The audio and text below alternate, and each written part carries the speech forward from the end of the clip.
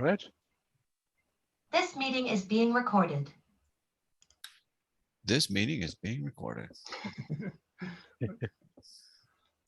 Okay, and I presume you can all see my first slide. without further ado, why don't we just get started? All right. Yeah, so I'm Brett Martensen from Adaptron Incorporated, the one-man company. So a presentation on grounding invariant features with Binons for perceptual constancy. That terminology is very much cognitive science terminology. If you translate it into just regular understanding, basically we have varying properties from sensors, and we have to somehow represent them symbolically for perception purposes, so we can continue to re-recognize things. We have constant representation, so to speak, of things. I'm planning to actually convert this presentation into a paper, which I'm hoping to submit to the International Joint Conference, Second International Joint Conference on Learning and Reasoning, which is coming up in Windsor in the UK. It's at the end of September, and the paper has to be submitted by May the 31st. So that's what I'm planning to do. This is the first time I've made this presentation, so I'm looking forward to questions and feedback from you guys. Feel free to ask questions in the middle. Just, unmute your microphone there and speak up. I may have not quite explained something properly. You may have another question. I may be able to give you another example. Don't be shy. Okay, that's a good place to start. Okay, perceptual constancy. It's all about perception. And the problem is that objects and events are different every time they're experienced. You never quite experience the same thing twice the same way. They're always subtly different. The properties that your senses are measuring are always varying in their values. But we still recognize things. We recognize things as the same type of thing. Rather than being the same instance of it, we're representing the instance of the experience, we're recognizing the types of things. Those things being objects and events. So the solution is to represent objects and events using invariant features. And those invariant features have to be derived from the varying ones which are measured by your senses. And hopefully we've got the representations not varying at least long enough to achieve one's goals. So we better get a nice clear definition of features because it's sort of a nebulous, fuzzy word. One of the things you can do with features, you can divide them up into three types. There's property features, relational features, and parts as features. All of these can be divided up into spatial and temporal. Let's take some examples. So a property feature, well, the loudness of a sound or the size of an object, that's spatial. It's a property. Property features numbers, they are numeric. A temporal one would be the duration of a sound. That'd be it would be numeric, and it would be a temporal property feature. Relational features are often captured in the form of prepositions, things being on or above or left of things. These relationships between two objects that makes these kinds of relationships spatial. And relational features such as before and after are examples of temporal relational features. Like if you had a birthday party and you lit the candles before you blew them out, I just used the word before in that sentence. So there's a relationship, the relational property, relational feature between the two events, lighting the candles and then blowing them out. Part features, where something is part of something else, that part gives it that object a feature. So a door has handles, so handles are part features of a door, and that's spatial. And singing at a birthday party, well, singing is an event that is part of the party event, and so singing is a part of a party, and therefore it's a part feature. So three different kinds of features, and we'll see that coming through as we go through the different kinds of binons. Well, we want the invariant features for representing symbolic representations, because we have this sort of intuitive feeling that what we think about, our concepts in our mind, they're symbolic in some way, and that's reinforced because we're using words all the time to describe them and use them in sentences. So, and we're assuming that those symbolic representations are invariant. A door is a door. It's a category. A door is a category, and it's a category of things where all those doors are members of that category and they share common features. They probably share common relationships between the height and the width. Those would be property features. Part features that are common to doors, they all have handles and hinges. And then there's the door slab. That's the door without the handles and hinges attached.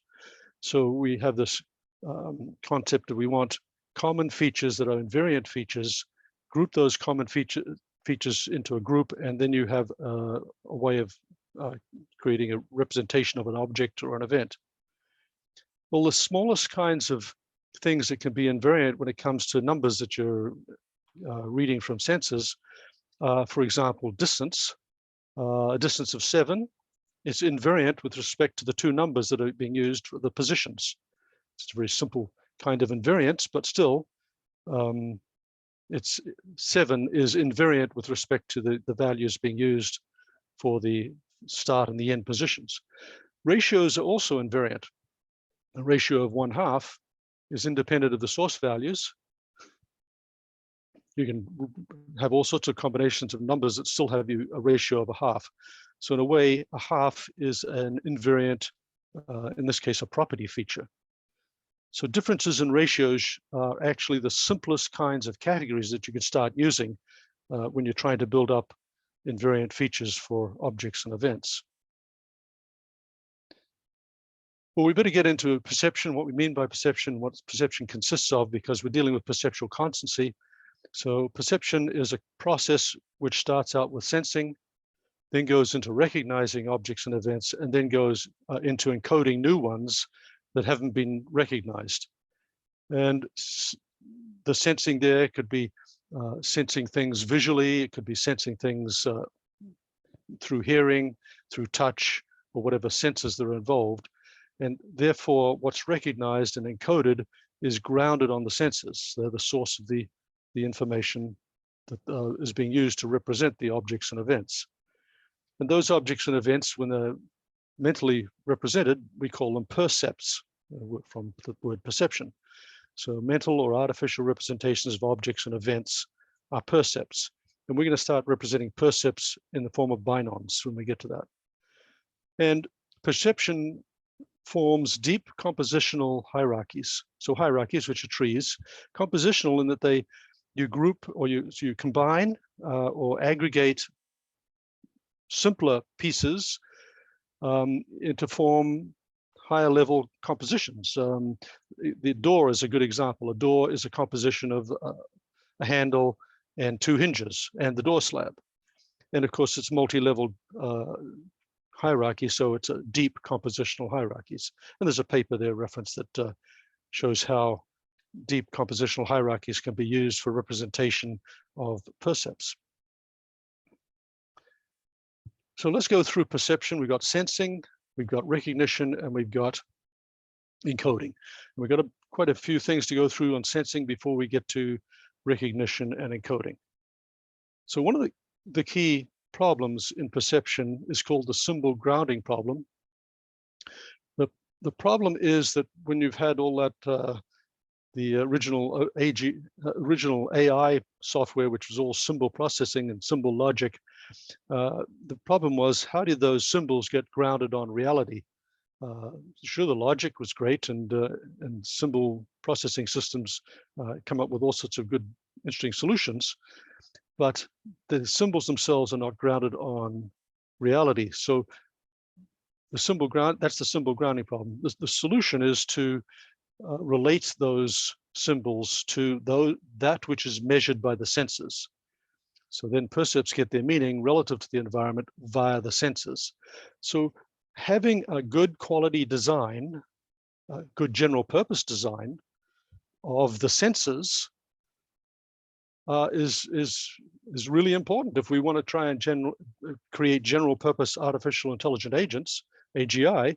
We better have good general purpose designs for the senses, and that's what's coming up in the next slide. So this is a unified modeling language diagram, a class diagram in UML that tries to describe senses being made up of sensors, and sensors are reading information all the time, and sensors are in some form of array or position. So reading this diagram from top down, it would say each sense, which has a name such as vision or hearing, has one or more types of sensors. An example would be the retina in vision. The retina actually has two types of sensors. It has the cone cells for recognizing color, and it has the rod cells for measuring the intensity of the light. So two types of sensors there in the retina. Each type of sensor has, or describes, on the right there, describes many sensors, one or more sensors. Those sensors are usually arranged in some sort of array.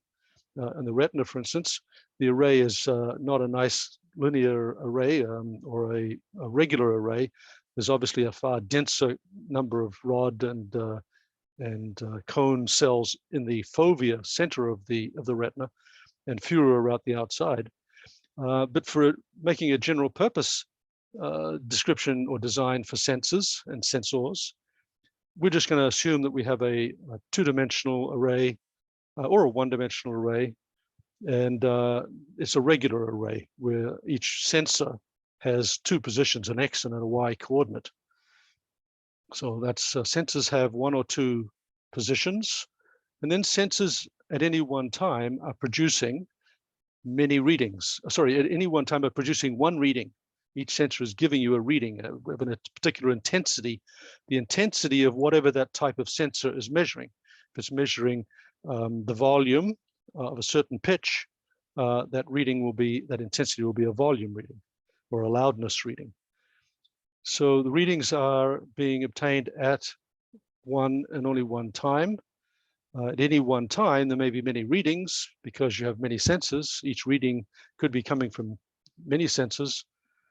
Each position could have many sensors at it.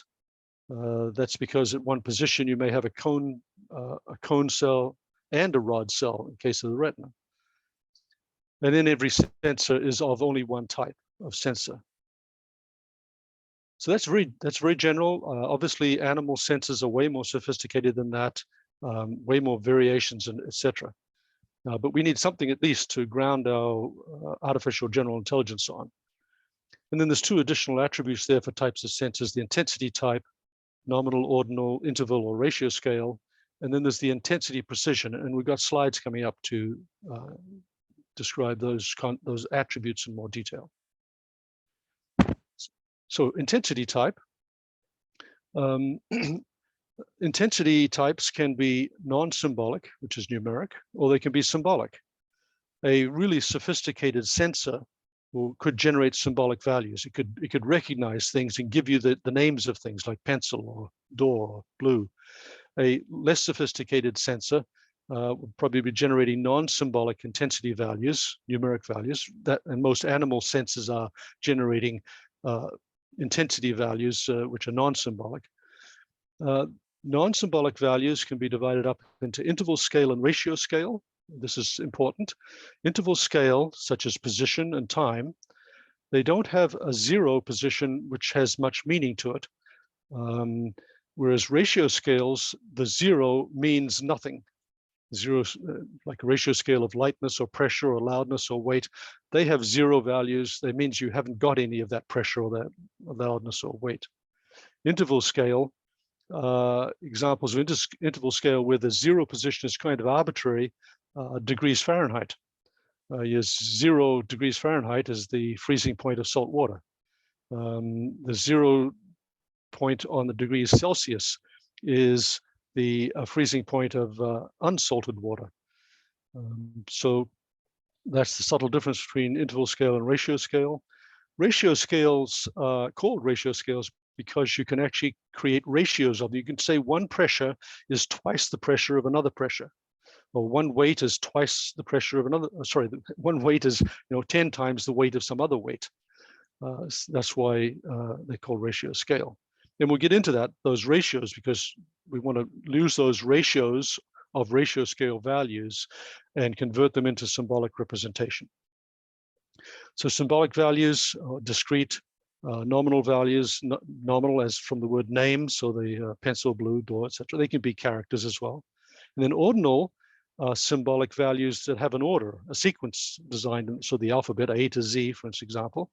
The nice thing about ordinal symbolic values is they can be sorted, and you can say which one is on the left and which one should be on the right in a sorted manner. Okay, so that's intensity type. And then the other attribute there for types of sensors was the numeric precision. The resolution of the sensors determines the precision for the non-symbolic values. So you want numeric values. They have to have some sort of accuracies. How many decimal points involved? That's the precision. Well, of course, the sensors will determine how many decimal points of accuracy or precision that you can read an intensity value at. And very useful in this respect was research done by Weber, a German psychophysicist in the 1800s. He was doing experiments where people had weights in their hands, and he was getting them to try and judge the difference between the weights. And he was trying to lower the difference between the weights until they could no longer tell the difference between the two weights in their hands. And that point, that was called a just noticeable difference. And he actually showed that it was about an 8% difference in weights before you could start to notice the difference in the weights in your hands.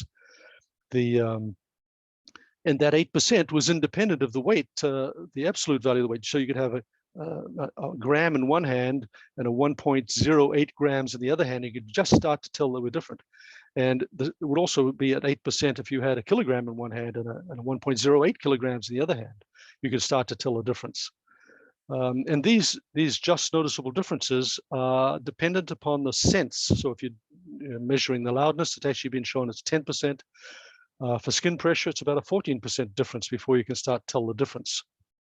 So that gives you the limit of the resolution of the sensors, and that will determine the precision to which you can accurately obtain information from the sensors. So sensor properties that we've got now from our general purpose design, the core properties obtained from the sensors are going to be position, intensity, and time. And every time the intensity changes on a sensor, we're going to keep information in a sensory memory, which is going to be structured and laid out same array structure as your sensors. And so that's a sensory memory keeping track of the current values of position, intensity, and time for all the readings coming from the sensors. We're going to change gears now and start talking about Binons. Binons are artificial neural nodes. They're binary because they have links to only two lower nodes, lower binons. Very general purpose representations. They're for use in artificial intelligent agents. And with them, you can represent all manner of things: percepts, actions, concepts, and relationships between them. In perception specifically, we're going to use them to represent properties obtained from the sensors and derived from those properties, and then for representing objects and events. For representing actions, you end up with action binons. We're going to be dealing with perception binons. And for reasoning, we have mental binons, mental operation binons. There's a paper showing how binons are used for perception that I wrote in 2013. It's referenced there as number 4. If you want to actually see the fact that binons can be used for perception or pattern recognition, quite successful, go ahead and read that paper. Okay, so binons are artificial neural nodes, so they're combined into artificial neural networks. And in this case, they form deep, multi-layer, overlapping, compositional hierarchies. And a diagram to capture those concepts is as follows. Each of those circles is a binon. They're all, in this particular diagram, they're all entity binons as opposed to property binons. There are also control binons. Control binons are used for controlling the relationship between percepts and acts, or perception and action, or the perception-action hierarchy. You need to relate perceptions with actions. That's where the control binons come in. We're only dealing with perception, so these are perception entity binons. Property binons appear lower down, would be not on this diagram right now, but they would contain the core properties from the senses. Those are the lower binons. That are lower levels of complexity. The lowest level of complexity on this diagram is level 1. It's the most simplest entity binons. They have integer values in them. The ones above at higher levels have 0 as their value, because they don't need to capture the property values anymore. They just need to represent the associations between the two lower binons that they're linked to. Those the lines are the links. And notice that the binons get reused as you go up the hierarchy. Any particular binon could be reused on the left or the right of any binon above it. So it's a sharing reuse hierarchy. From top down, it looks like a binary hierarchy, but from bottom up, it's a lattice structure. Simple things at the bottom, more complicated things get formed at higher levels by aggregating and combining binons at lower levels, simpler binons at lower levels. So it's a compositional structure. You see the word whole and parts there. You've got your, if you read it from top to bottom, it says a whole is made up of parts, and other way parts are part of the whole. That's composition. If you were thinking of this in the form of a generalization or inheritance structure, your more general things, your superclasses or your superordinate things are down below, and then they are combined to give you more specific and less general things. So that up above in the hierarchy, you'd have your subclasses or your subordinate objects. Okay, let's go to the next slide because there's some words there, maybe some new stuff. Yeah, so we've got the lower and the upper binons. The simpler ones underneath at the bottom, they become more complicated as you aggregate and combine the binons together. Values are integers in binons, and we'll see how integers are derived from ratios later on. Generalization is top down, as I just mentioned. Overlapping. Why we've got that overlapping structure? We've got that overlapping structure because we want only one unique representation for any possible combination of the binons at the lowest level. And we also want the links to be local links only to the layers above or below them. As soon as you do that, you find that this symmetric overlapping structure is a nice way of coming up with unique representations. It doesn't have any preference from left to right or right to left recognition or combinations. The other important thing about the binon hierarchies is there's no weights on the links, and there's no back propagation. There's no statistics involved. This is a deterministic structure that makes your hierarchies totally transparent and explainable. So what happens what happens in convolutional neural networks and other networks that use probabilities and weights on links? What happens in those networks when there's an error, when there's something new appears? Well, they propagate the error back down through the links and change the weights. Not so in a binary hierarchy, in a binon hierarchy. What happens is if you have an error, you have recognized something that is different from all of the current percepts that are in the current hierarchy. So you add new binons to the hierarchy. The hierarchy continues to grow as you learn new things. So it's a continuous learning structure. There's no need to train it on a whole pile of examples and then test it. It continues to learn as it continues to exist. There's no sort of two phases to it. So the other key aspect of binons, they come in two types, or two dimensions, I should say. There's spatial ones and there's temporal ones.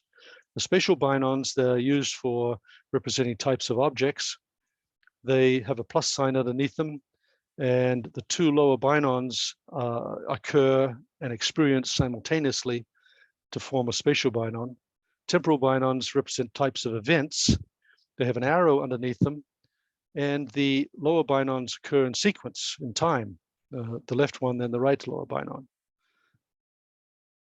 If you don't see a plus or a arrow underneath a binon symbol, it means the diagram could be interpreted as either spatial or temporal. And I believe you'll see that in the next diagram. So this is a really simple example because we've got rid of the concept of the sensors producing numeric values. We're saying that the sensors are sophisticated enough to recognize the letters. You could make it into sensors able to recognize words and make this a sequence of words or a sentence, but we're just using letters as the symbolic input. The lowest level perception entity binons, level 1 complexity, they're containing integers using ASCII to map characters into the numbers for ASCII. So that's symbolically on the diagram, they're just there as the letters to show you that's those binons are representing. But they'll actually contain the integers. Second and third level up are combinations. As you can see, they represent the CA and the AT, and then above the CAT. And these could be used sequentially, and they could be temporal binons where the C and the A and T have been provided to a sensor in sequence, or CA and T could have been all recognized in parallel. Now, I mentioned that the binon hierarchy is continuously growing. So there's a very important rule here for controlling the growth of a binon hierarchy. And the rule is that before two binons can be combined, they both have to be familiar before they can be combined to generate a new binon above them. So what happens in the first time you see the C, the A, and the T, the level 1 binons are all novel. They're not familiar. You have to recognize C, A, and T a second time, and then the C, A, and T the binons become familiar. Now you can combine the C and the A to form the second level and the A and the T to form the second level. At that point, the level 2 binons are now novel. They have to become familiar before they can be combined to form the level 3 one. So you have to recognize C, A, and T again before you can generate the third level. So the binon hierarchy grows based on the frequency of occurrence of the input information, of the input pattern. If the patterns are random, the growth will be very, very slow.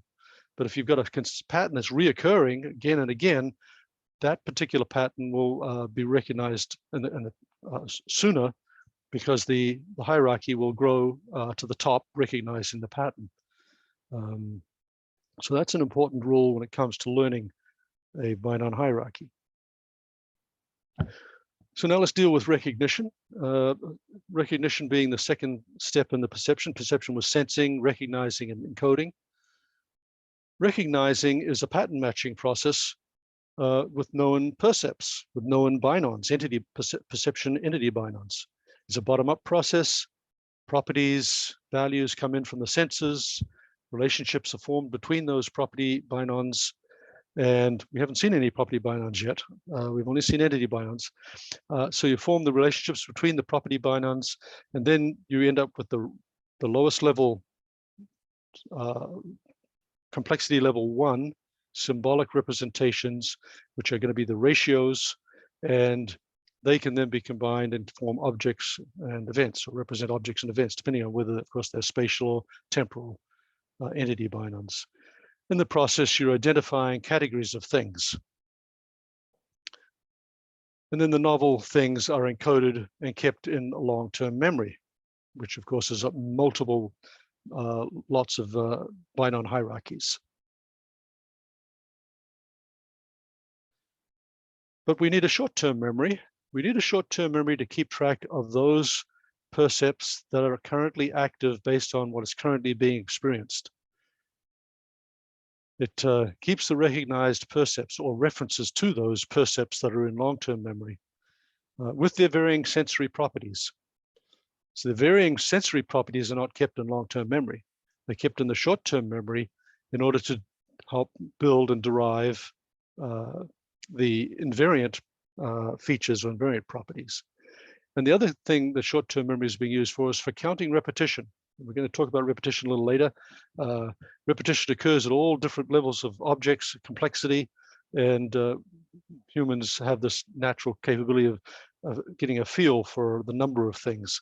Of course, it's just a feel. You don't, get 26 items. You can't count them. You have to physically count them sequentially, but you have a sense of numbers, and that's what the short-term memory is doing here. It's coming up with this count for repetition.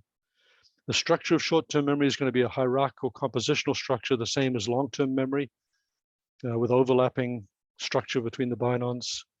And short-term memory has two frames. The first frame is for capturing or representing spatial objects that are experienced in the current time interval, because you have to have time ticking over.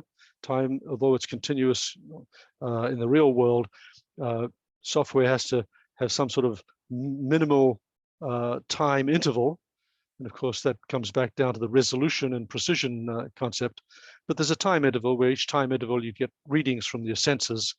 And in short-term memory, you build up the percepts representing the spatial objects that have been recognized and at that time interval.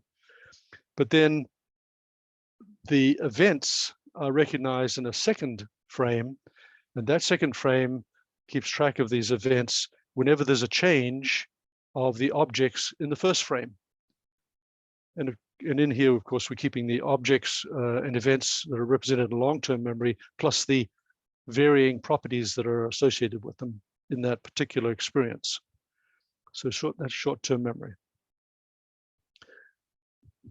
Don't think of Binons as being static. Binons are very similar to objects in object-oriented software. They interact with each other. They send messages to each other. If you're an OO software developer, you know about messages are sent, and that triggers the execution of a method. Well, we're sending requests to each other, and they're performing operations as a result of the stimulation that occurs when one Binon interacts with another. So each method or program inside a Binon takes the form of when stimulated or requested by a certain kind of request. If a condition is true, then perform an operation. So that's a conditional expression, the same sort of thing you'll find in production systems like ACTAR and SAW, etc. They use conditional expressions just like that. And then the whole process of perception is a feed-forward activation up the hierarchy, up the long-term hierarchy, being kept in the short-term memory. So it's a feed-forward process. And here we have a Binon interaction diagram showing the flow of those messages or requests. So the perception entity Binon in the middle there is waiting for its two lower Binons to be recognized. Once they're recognized, because the short-term memory has found them in the properties that it's receiving, they trigger the one in the middle. And provided they do it simultaneously, because it's a spatial Binon, that one in the middle says, oh, what I represent has been recognized. And then it sends messages to all its upper Binons saying, hey, I've been recognized. Why don't you check out to see if you've been recognized? And if they, of course, have links to other Binons that have been recognized in the same time interval, because we're talking about spatial simultaneous recognition, they will, of course, then trigger, they'll be triggered and go up higher, etc. So it's a wave of activation up the hierarchy. The solid circles are familiar Binons. The dashed circles is how you represent a novel Binon that needs to be experienced another time before it'll become familiar. So that's just the way I tend to think of how Binons work, their functional mechanisms and interact with each other. Even though when you go to implement it, you might not necessarily implement it in an object-oriented language in this fashion. They still, you're still processing that kind of activation between Binons. After recognition, we do encoding, and we can encode things because they're new. We haven't experienced them before. And the whole process of encoding is based on spatial or temporal coincidence. So things have to be adjacent to each other and change at the same time. Provided those changes occur simultaneously, you'll end up with a spatial binon. If they changes occur in sequence, you'll end up producing temporal binons. But it's all about coincidence. And once those coincidences occur in short-term memory, the following things start taking place. You take your interval scale values and create ratio scale values from them. Interval scale values might be positions. You might have two positions. So let's say an object is moved in your sensory array, and you got two positions. You take the difference between those two positions, and then you have the distance that it has moved. The distance is a ratio scale value. Distance has a 0, which is meaningful, basically the distance of nothing. You then take those ratio scale values and you make ratios out of them. So let's say the object moves a distance of 3, and then it moves a distance of 5. It's obviously accelerating. You've got a ratio of the distances of 5/3. So that's a ratio. Then you want to convert those ratios into integers, because ratios, well, a half would be 0.5, a quarter would be 0.25. The one that I just gave you an example of would have moved 2 and then it moved 5. The ratio is 5/2. So these are real numbers. So we need to convert those into integers, and we'll see how Weber's law for precision of the senses is used in the mapping real numbers into integers.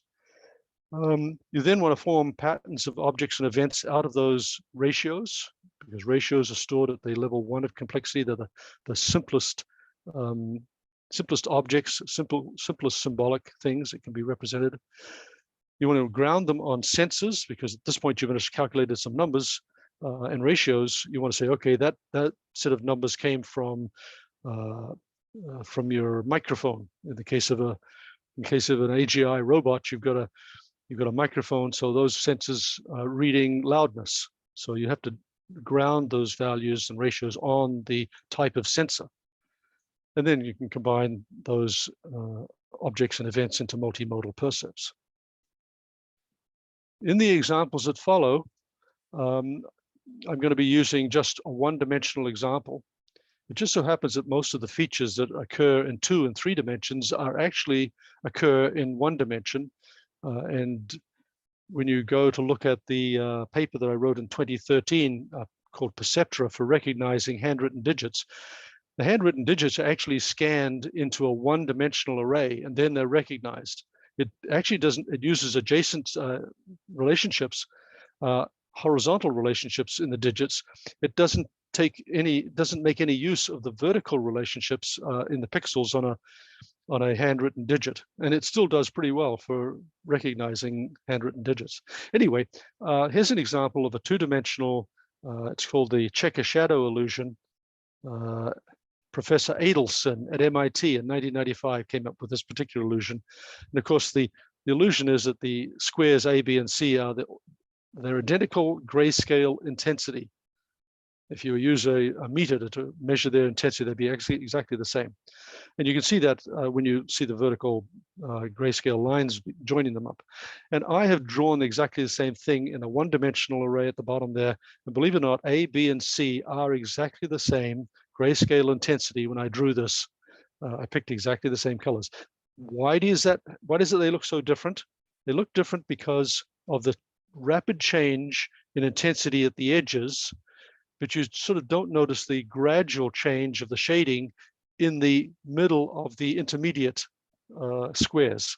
So it deceives your eye. Your eye tends to come up with the absolute values of this intensity based on its relationship to the things beside it, rather than something that's further away. So what I'm getting at is many of the features that occur in 2 and 3 dimensions also occur in 1 dimension, and it's a pretty good way of proving that this whole concept of binary hierarchies works. Okay, so the first step in that process of encoding was convert the interval scale values into ratio scale values. So two positions, the difference between two positions, well, it could be the width of the object, or it could be a distance that the object moved. Difference between two times could be the duration that an event took, how long that event took from the start and end time. It could be a delay between two events occurring. And there's your Binon diagrams here, Binon structure diagrams. These are property Binons. These are not entity Binons. Notice the complexity level there is 0 and -1. The entity Binons start at complexity level of 1 and grow higher. And these Binons are being derived, and the dashed arrow represents the derivation process.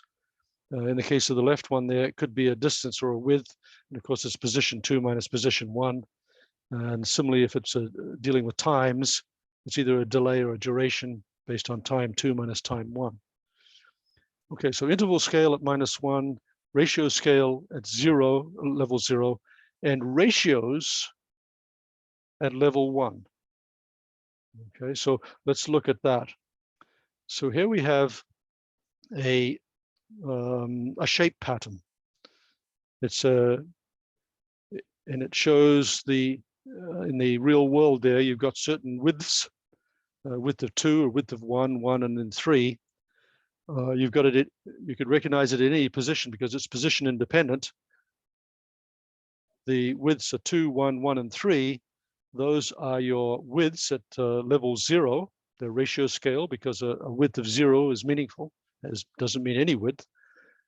And then the ratios of those widths are put in at your symbolic level 1, and they basically the simplest 1D, one-dimensional shapes. Notice that the 2 to 1 is actually put in as 1 divided by 2.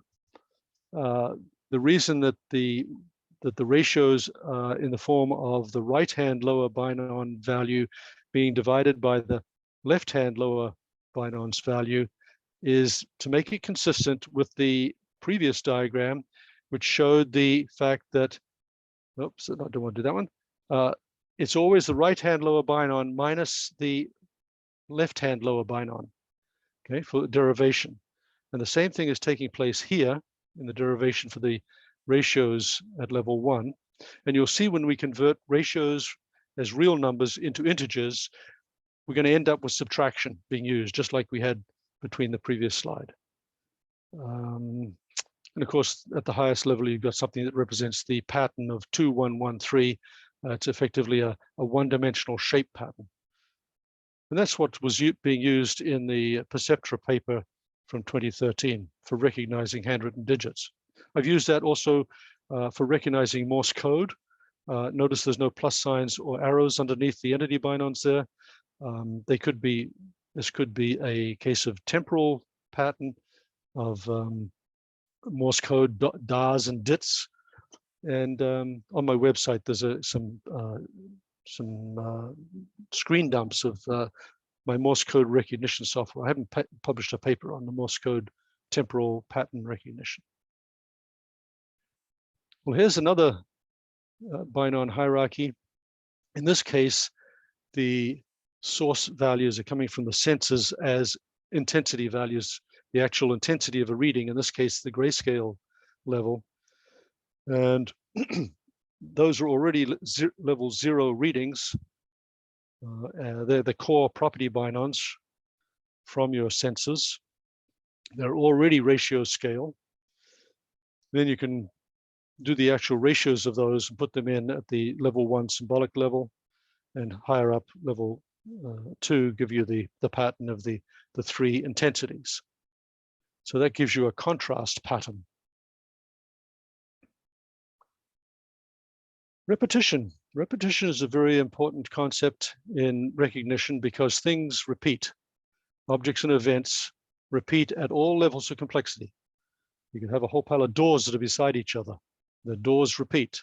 A door is made up of 2 hinges, so you've got a repetition. You've got a count of how many hinges are on the door. Maybe there's 3 hinges on the door. So you have this short-term memory working at the process of counting these things. And short-term memory has the 2 frames. So it's first frame counting the spatial repetition and the temporal frame capturing the event repetitions. And a count is a core property. And it's a core property. It's a ratio scale property because you can have a count of 0 and a 0 count is meaningful. And you can do ratios of counts. I have 6 things here and I have 3 things over here. One is twice the other. In cognitive science, this whole discipline is called numerosity. And counts have a resolution. When you read the papers on numerosity, of course, you get to the lots of evidence that it's very difficult to tell the difference between 26 and 27 dots. 26 and 30 dots, you might be able to start to tell the difference, but you do 26 to 35 dots, and yes, you have this sense that 35 dots has got more dots in it than the 25, whatever it was, 26. So there's a resolution or precision of when it comes to numerosity or counting things, similar to sensors, which have the precision. And experiments have been done on what the just noticeable difference is for counting or numbers of things that are repeat. And it's around somewhere between 17 and 23, depending on the papers that I've read. So let's say it's about a 20% difference in the number of repeated things that is required before you can start recognizing the difference. And the ratios are not always ratios of values from the same sensor, like 2 widths or two distances, etc. You can also take a spatial property and divide it by a temporal one, and then you have a rate of some kind. Typical rates being speed. There's a distance divided by a delay. But you can also use that count, the repetition count, in a rate calculation. If you divide the count of something by the duration that count occurred, you end up with a temporal frequency because you're dividing by a duration. Morse code speed would be a good example of a temporal frequency. How frequently do the das and the dits occur in your Morse code? And Morse code speed is what the expert Morse code recognizes measured on. How fast can you recognize Morse code? Then there's a thing called spatial frequency. Spatial frequency is the count of things that repeat per distance, per width. It's a spatial frequency. An example would be what's called the knot count in a Persian rug. Believe it or not, a Persian rug that only has 10 knots per inch is a low quality Persian rug. Persian rugs that have 15 or more knots per inch are really higher quality Persian rugs. And you turn the Persian rug over and you actually can recognize the knots being tied behind it and measure how many per inch. Well, anyway, that's a spatial frequency as opposed to a temporal frequency. Normally, when you hear the word frequency, you automatically think of temporal frequency, but there's also such a thing as spatial frequency. And we're going to see that when we start dealing with contrast patterns. Well, here's how you would represent a binon for speed. At the symbolic level, it's a ratio of a distance by a delay. And then, of course, the distance being a ratio scale is the difference between 2 interval scale values, the 2 positions. And similarly, the delay is the difference between 2 times. So how are we going to represent these ratios as integers? Well, we're going to combine information that we've learned from the Fechner's law, which is all of that just noticeable difference concept, with Fechner's law. Fechner was also a German psychophysicist in the 1800s, and he determined that the subjective sensation is proportional to the logarithm of stimulus intensity. And that's probably how we can recognize loudnesses from very, very low volumes to very, very extreme volumes, or brightnesses. You walk into a really dark room and you can see things still, into a very sunny environment. There are orders of magnitude of difference in the intensity of the light. And it just so happens our subjective intensity, what we feel is the intensity, is actually a logarithm of those intensity values.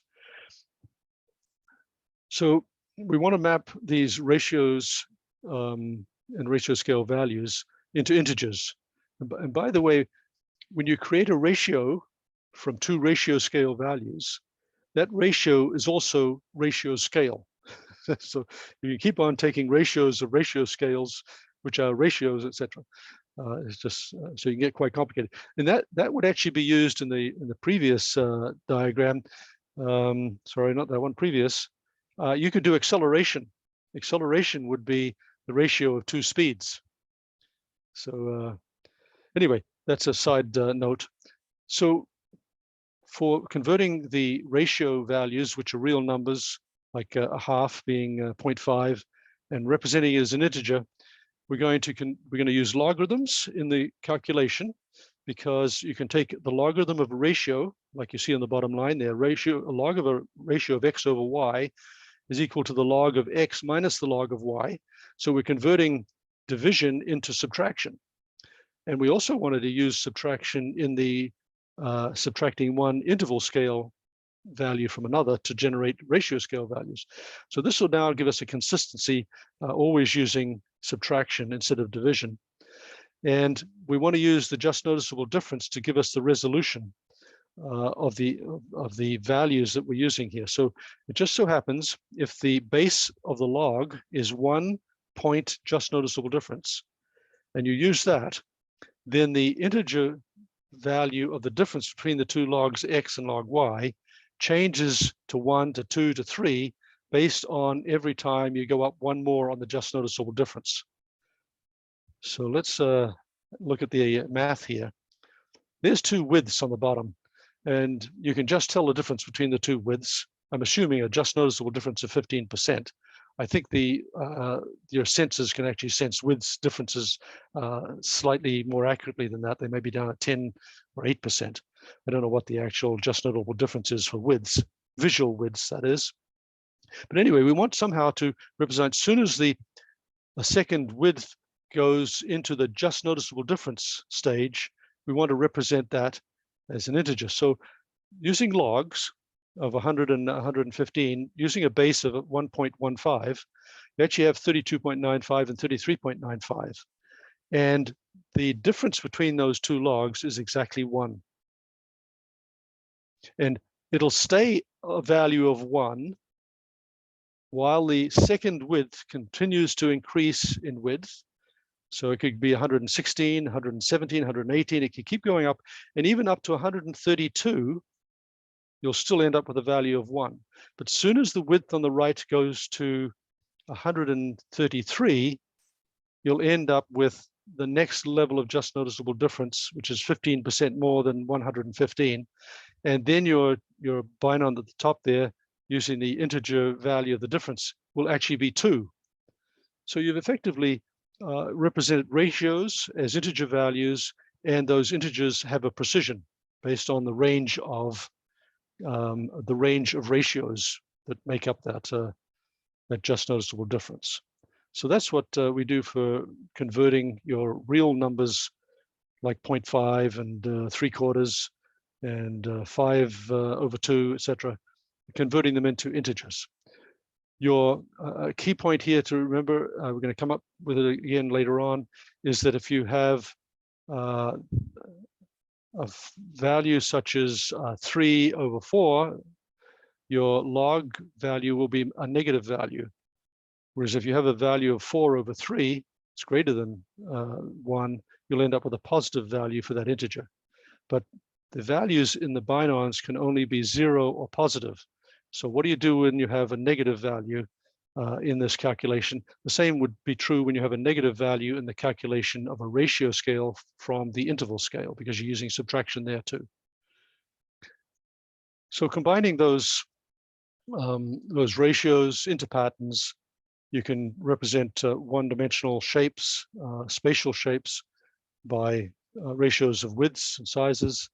If you're using ratios of durations, you're representing a temporal shape like Morse code. There's the letter Y in Morse code. It's a da, dit, da, da. And if you wanted to represent that with the ratio of the da being twice as long as the dit, you'll end up with a ratio of 2 to 1. Then the dit to the next da, that'll be a ratio of 1 to 2. And then you'll have 2 das, and there'll be a ratio of 0. So 2 over 2, a ratio of 1. But when you do the log of 1, of course, the value is 0. Then there's intensities, you can also do ratios of intensities. And when you do that, you'll end up with contrast patterns. So these patterns, spatial, temporal patterns of intensities and widths and shapes, they're going to be used in combination to represent types of objects. So you basically combine a shape and a contrast pattern for the type of object. This will now be size and intensity invariant. The ball could be bigger or smaller. The intensity could be higher or lower. Just as long as the pattern of intensities across the surface maintain their relative brightness, it'll still be seen as spherical. Similarly with the size, as long as the height and the width retain their circular shape, it'll continue to be represented as a ball as opposed to a football, for example. And then there's representing types of events. Events are patterns of shorter events. Events are made up of events.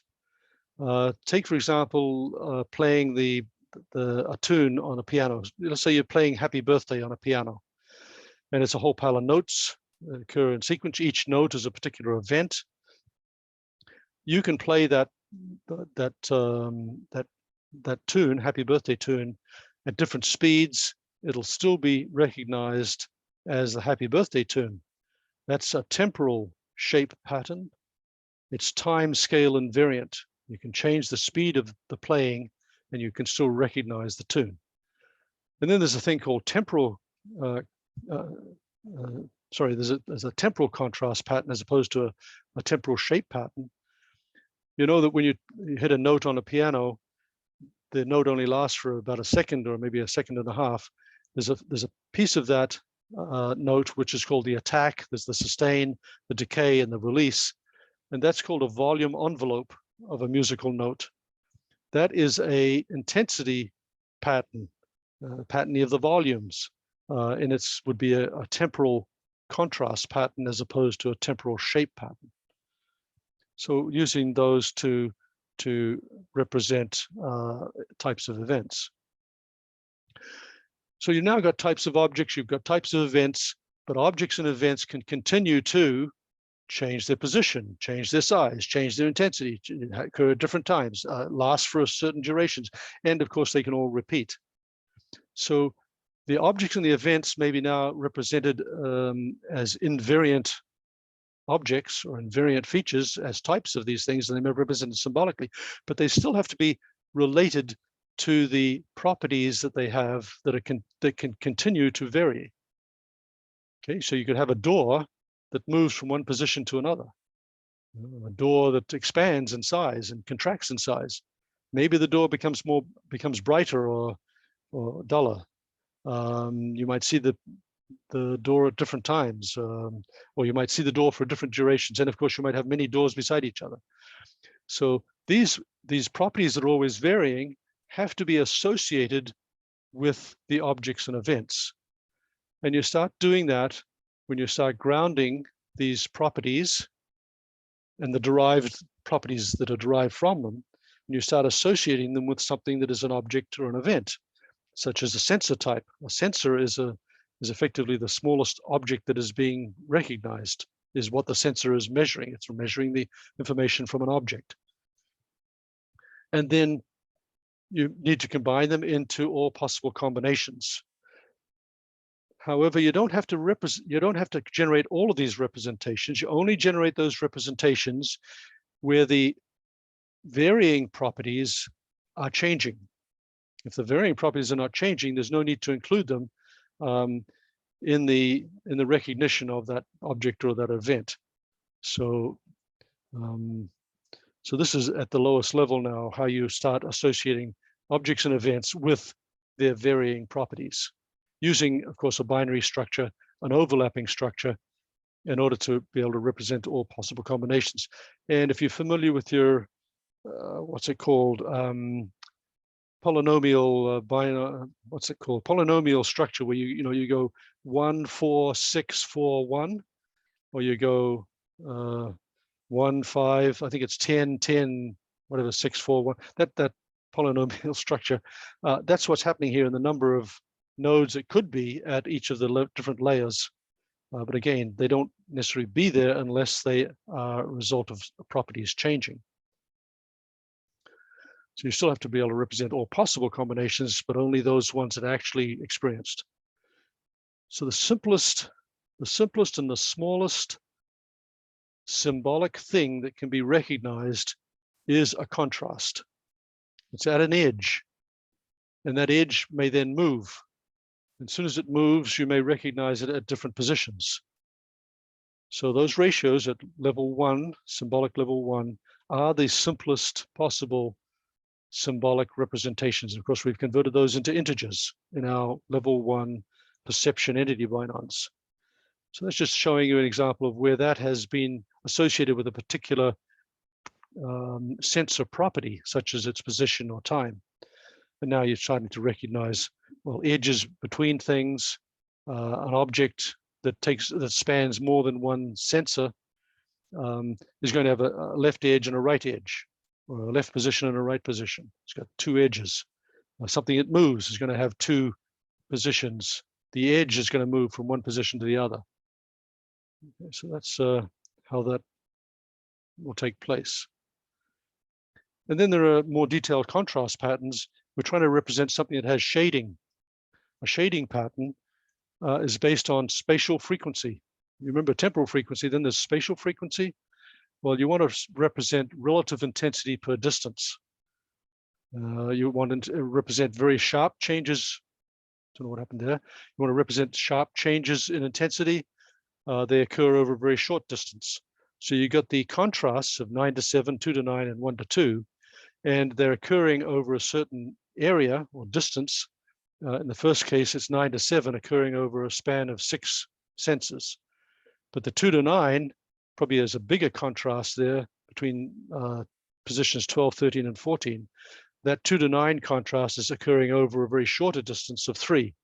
So this is relative intensity per distance. Now gives you a shading pattern using contrasts. And last but not least, there's those relational features. Remember, we had property features, we had relational features, and we had part features. Well, I've been showing you the property features as property binons. I've been showing you the part features because they're occurring at the different levels of complexity above 1 and above. But what about the relational features? Well, after calculating the difference between two interval scale values, the result's going to be a ratio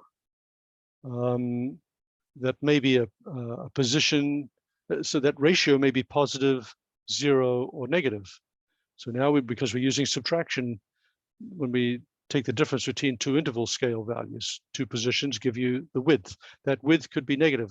Well, width is not usually negative, but what about something moving?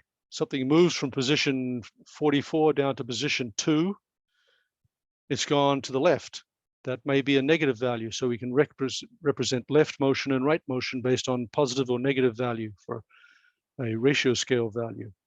And of course, ratio scale values are then being used to generate ratios. And as soon as you start using the formula with the logs, you can end up with negative ratio values, negative integers, because anything like 3/4 or 0.5, when you do the log calculation, ends up with a minus value. And anything above 1 will end up with a positive value. So these positive or negative symbolic information is represented using another binon, and it allows you to represent all sorts of possible relational features, such as widths, bigger, same, or smaller, or sound intensity, louder, same, or quieter, or duration, longer or shorter. That'll be a temporal relational feature. And then more, equal, and less when you're dealing with repeat counts. So how do you now represent them using binons? Here we have the spoon, the book, and the light bulb. They're all above the table. So they all have vertical positions that are above the table position. And when you derive their relative positions, you'll end up with a positive value for the, don't know why it's doing that. You'll end up with a positive value. Put that positive value in a sign binon. Could be a minus sign, could be a 0, could be a plus. It's symbolic. It represents the concept that something is above, or if it was negative, it would be below. So those sign binons are derived at the same time as the ratios are derived. And then if you actually look at the spoons, the books and light bulbs up above as recognition binons, as you're recognizing them, they are indirectly made up of all sorts of binons below them. Some of those binons are going to be their vertical position, and some of the binons will be the sign binon. Well, all of those three spoon, books, and light bulbs are all reusing the same sign binon that represents the above concept when you're dealing with vertical position. So the dotted lines there are links, but they're indirect links because you don't want to show all the binons in the hierarchy in between. So that's how using binons for representing those relational features that we were talking about. And there's a whole pile of references with the reference number 4 being the example of using binons for pattern recognition. That's it. Open it up for questions. How do I do for time? Oh, a little bit over time. Yeah, any questions? Thanks. Any questions? I have 6 questions, maybe too much or not. I don't know how much time have we left. We got a half an hour. Is that right, Mike? Okay. Yeah, well, I have about 20 minutes or so left. Okay. Go ahead, Stefan. Quickly go through them. The first thing is you have different types of binons, and they're based on the type of relation that they represent. And that's right. You talk there about one of the relations is hierarchical, that one is a part of another thing, like a hinge is part of a door or a wheel being part of a car. But I'm wondering if you have not overlooked one type of relation, and that's the container relation. Like a container is something special. A container is a special type of relation, which means that if the main object moves, all the objects which are contained also move. So when I'm in a car and I'm driving, then I'm always where my car is. Yep, when I'm in an elevator and the elevator goes to a different floor, then I'm going with the elevator. So that means that I'm inside the elevator, and the elevator contains a number of persons. So you can have a box with You don't have to, Stefan, you don't have to go any further. You're quite right. Things are made up of parts. When you move the thing, all the parts move in unison. Open the door, the handle moves with the door. And there's containment, things inside of each other. You're starting to, when you're doing containment, you're starting to deal with 2 and 3 dimensions rather than the 1 dimension. However, you're quite right. The binon structure needs to be more complicated now when you start to deal with 2 dimensions and 3 dimensions and containment. Absolutely. I dummied it down to 1 dimension just to get to the basics. And this is misschien going a bit far, but I'm also working with virtual environment, virtual reality environment. And I also have there something like what you could call a hierarchy tree of like the world model, where everything is relative to every other. And the being part of something there is represented by something which I call a hinge. And hinge is not only representing the relative position, but also defines the axis in which something can move. So if I have an arm or fingers, then I can move these relative to my hand, relative to my elbow, relative to my upper body. So these axes and how they can move are then also part of the relation of being part. And that leads me to the next question. If you have a relation between 2 things, how many parameters do you have? Because you're talking about binons, and it sounds to me, I could be wrong, that you always have 2 things, but a relation can have multiple things or multiple parameters. E.g., if I say I'm hot, and that means that my temperature is raising, has a high value.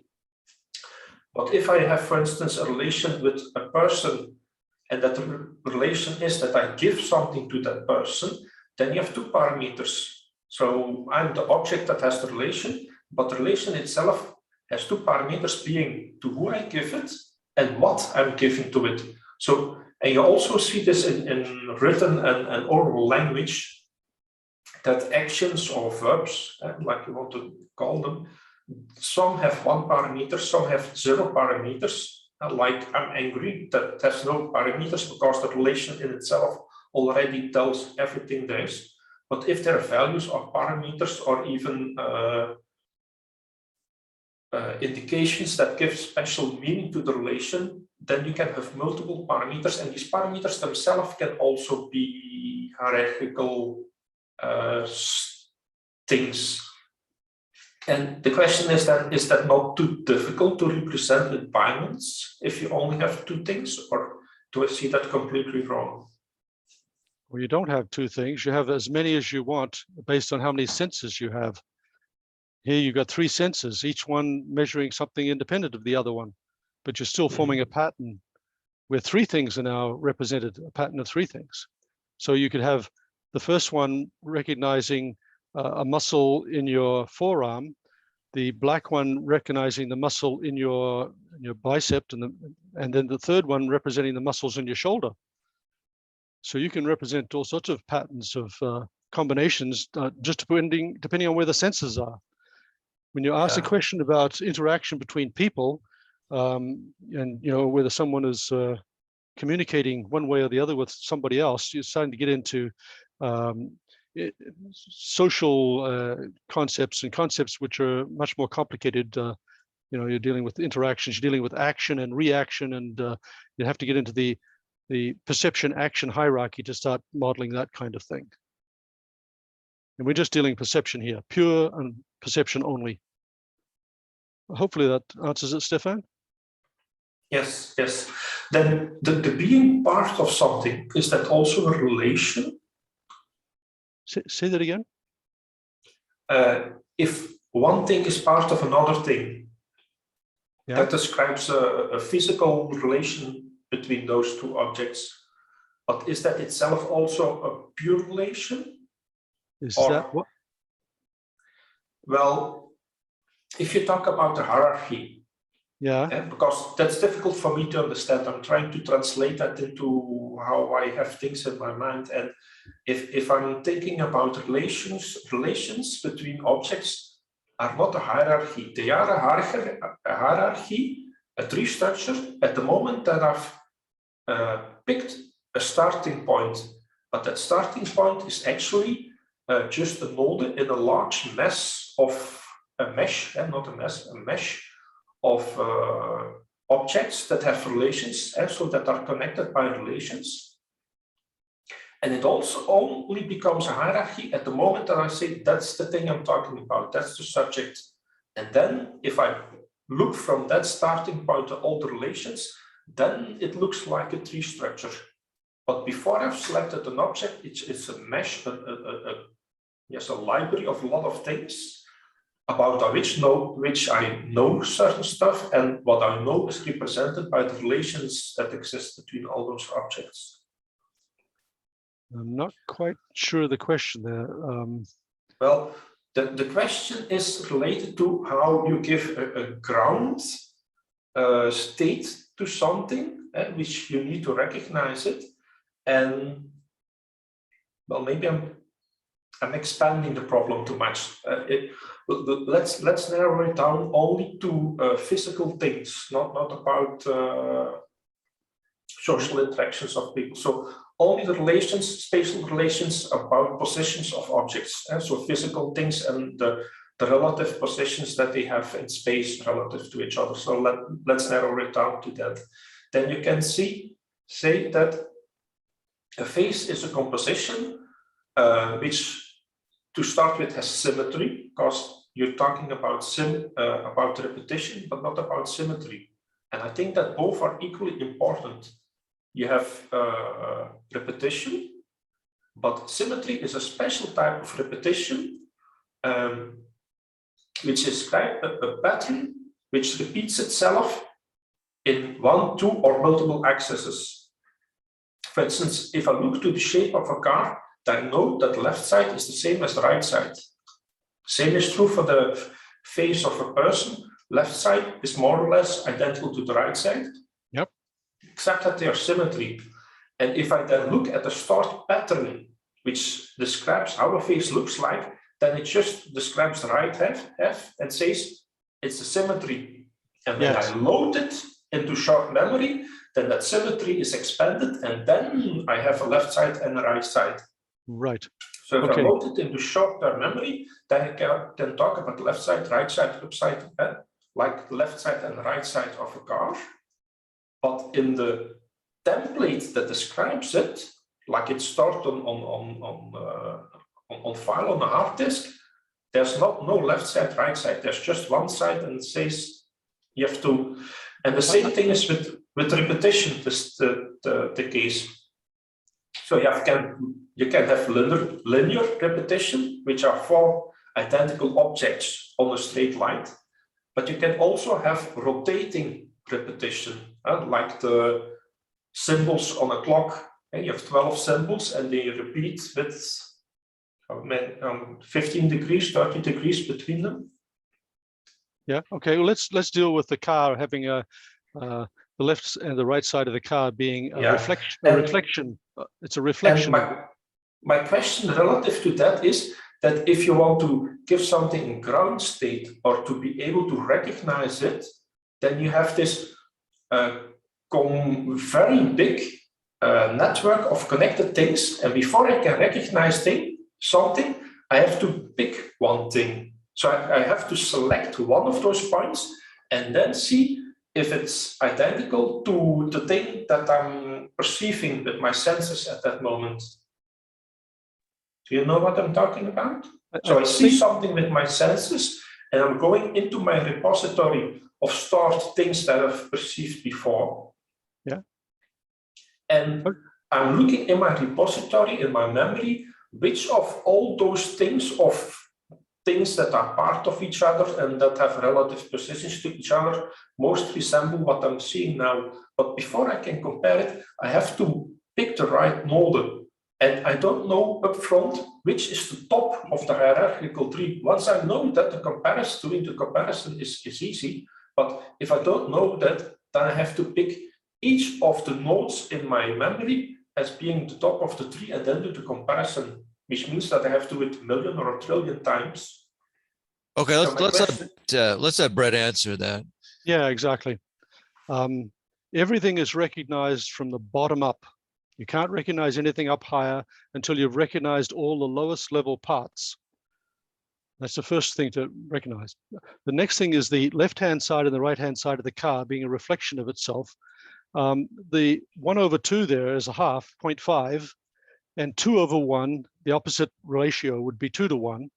And when you use the log algorithm that I showed you, the log of this would end up being whatever it happens to be for 0.5, and the same value would come out, the same absolute value of that log would be for 2/1. 1 would be a minus sign of the log because it's a half, it's less than 1. And 2/1 will generate exactly the same integer value, but the sign will be positive. So the relationship of 1/2, the absolute value is exactly the same as the absolute value of 2/1. So when you have a reflection, and that's just at the lowest level of symmetry here, you could apply at any level, you have that concept of the relational feature, which is saying one is greater than the other. Well, that means the other, one is greater than the other, that means the other is smaller than the first. So they're reflections of each other. And so that gives you your different sides of your car. But of course, car is 2-dimensional. We're dealing with 1 dimension here. We're trying to represent the same symmetry concept in 1 dimension. That's hopefully sorry. Since we only have a few minutes left, we should probably let some other people ask some questions. Yeah, okay, go for it. Somebody else. Well, I have a question. Do you have any? Do you have a prototype of this? How far are you along with it? Yeah. If you were to look at my Perceptra paper, let's see, I think I have something here. Yeah. So this is some information out of my paper from 2013 using exactly this Binons structure to represent handwritten digits.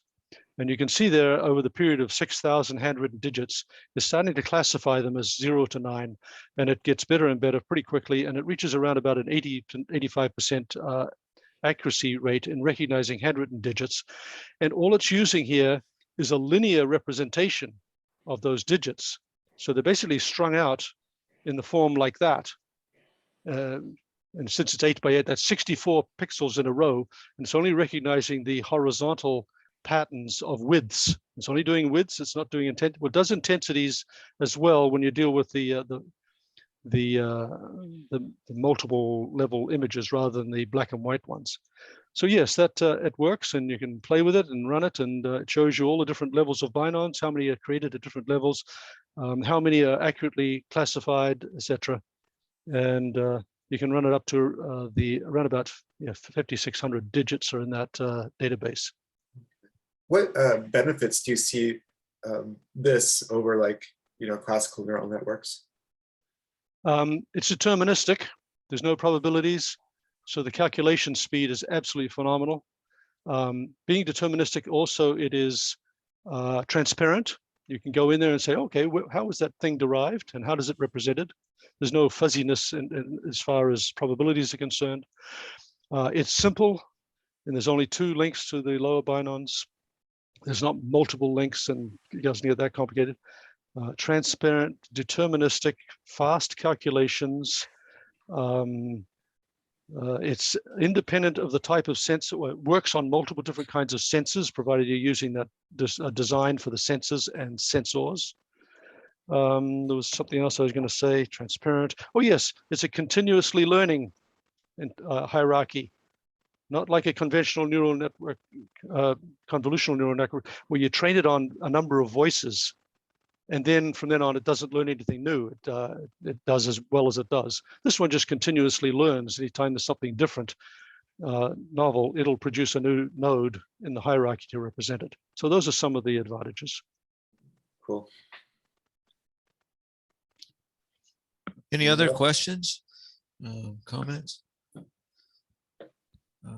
I guess I've got a couple of things on my mind. When I talked to you at the BICA conference a few years ago, I mentioned that this reminded me a lot of Hegel, because I'm a fan of the Hegel's ontology, and a big part of that is the idea of the ratio that we're and like what you were saying, that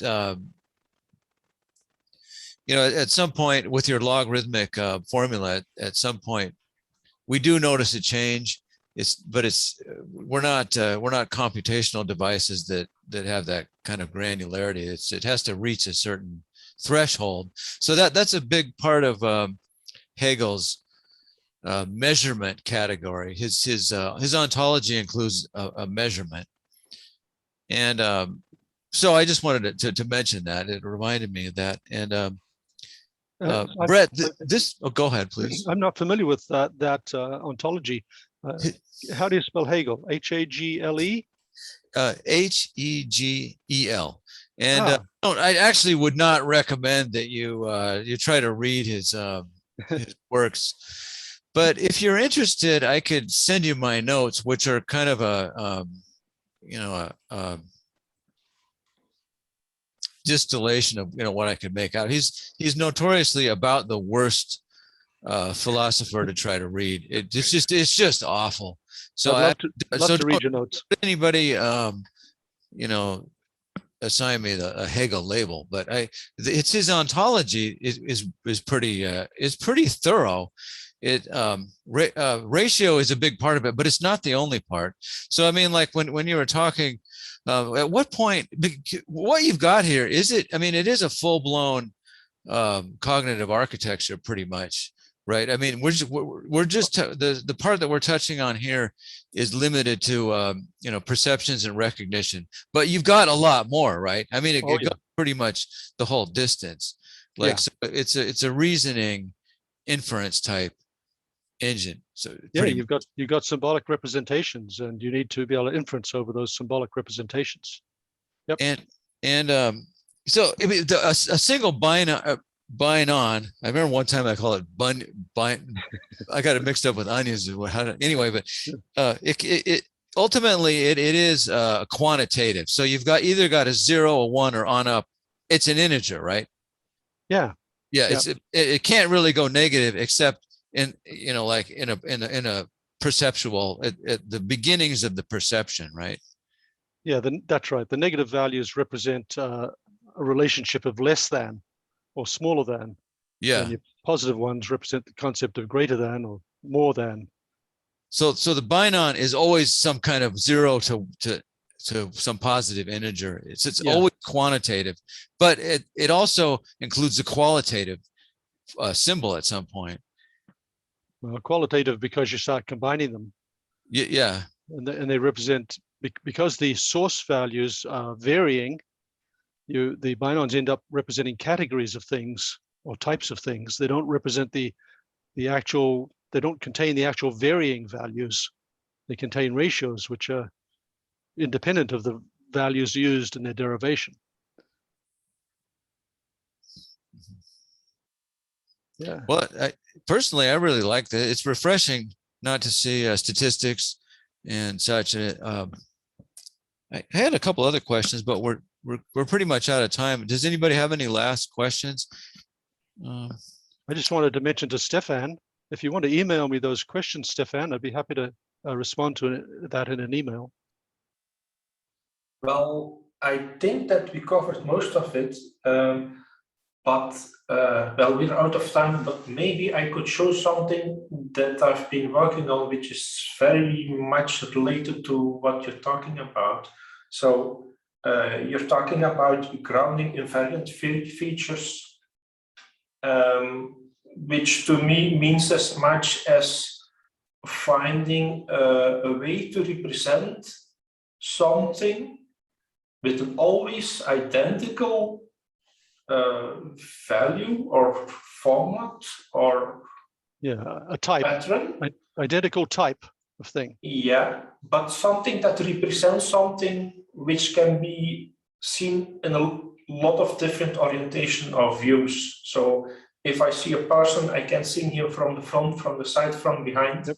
That are all different views from the same person. He can have different clothes on, he can have a hat on, he can be outside or inside or in the light or dark or shadow. And the difficulty is then how to find in that visual or auditory cloud of information that data that belongs to that person.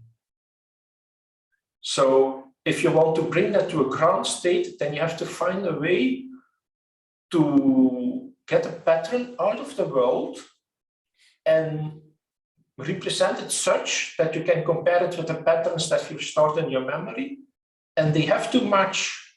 So that means if I'm looking one time at the head of a person and the second time when I see him again at his hand, then I'm not going to recognize him, because the hand, if I take that as top of the tree, then I don't recognize the body, because I have no pattern stored which takes the hand as the central point in the body. So what we learn as human unconscious, and we do it automatically and we don't even think about it. But if I'm looking at the person, then I have in my mind a kind of pattern of him in which the body is the central point. So I think about you as being a body, and your arms being connected to your body and your head being connected to your body. And we've learned to do those things. But the problem is, if you want to have a computer that does the same thing, then you have to first program the rules which do that.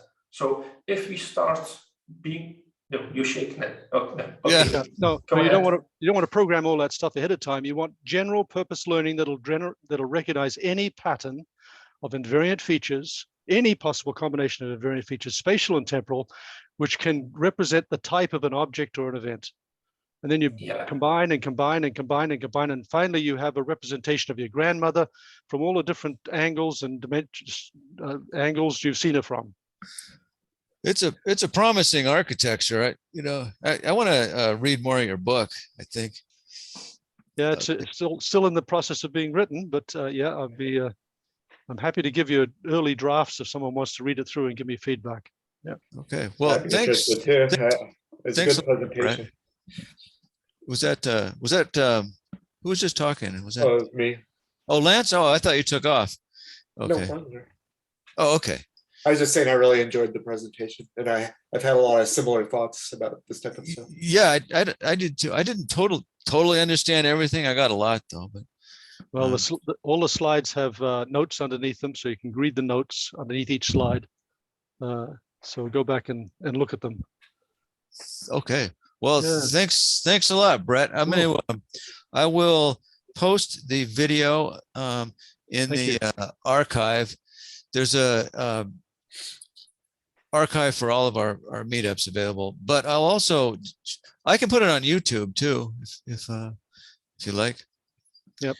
Actually, I'll start the recording right now. All right.